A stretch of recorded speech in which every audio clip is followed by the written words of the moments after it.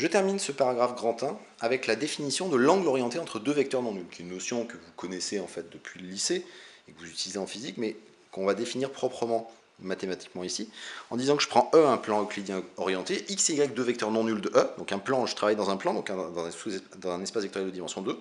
On appelle angle orienté entre X et Y l'unique réel θ défini à 2 π près, tel que l'unique rotation R qui envoie le vecteur X sur norme de X sur le vecteur Y sur norme de Y, soit la rotation vectorielle d'angle θ. Alors, on va juste commenter un peu cette définition en vérifiant qu'elle a un sens. Bon, déjà, je ne vais pas travailler avec X et Y, je vais travailler avec X1 et Y1 qui sont les vecteurs X sur norme de X et Y sur norme de Y pour avoir des vecteurs de norme 1. Ce que je fais, c'est que mon vecteur X1, comme je travaille dans un plan orienté, je peux le compléter en X1, X2, une base orthonormée directe de E.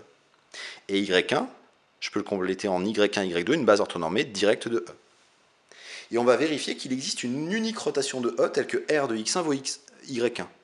Et on va faire un raisonnement par analyse synthèse. En disant que par analyse, s'il y a une rotation qui vérifie R de X1 égale Y1, comme c'est une isométrie, elle doit transformer une base orthonormale X1, X2 en une base orthonormale Y1.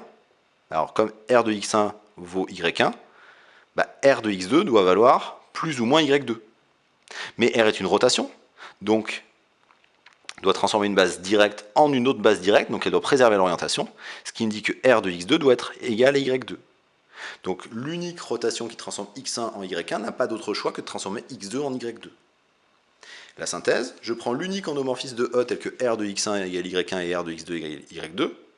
R est une isométrie car elle transforme une base orthonormale en une base orthonormale. Elle transforme une base orthonormale directe en une base orthonormale directe, donc c'est une matrice de passage entre deux bases qui ont la même orientation, donc c'est une matrice qui a un déterminant 1, ce qui signifie que le déterminant de R vaut 1, et donc que R est une isométrie de déterminant 1, donc c'est une rotation vectorielle. C'est une rotation vectorielle qui vérifie bien que R de X1 égale Y1.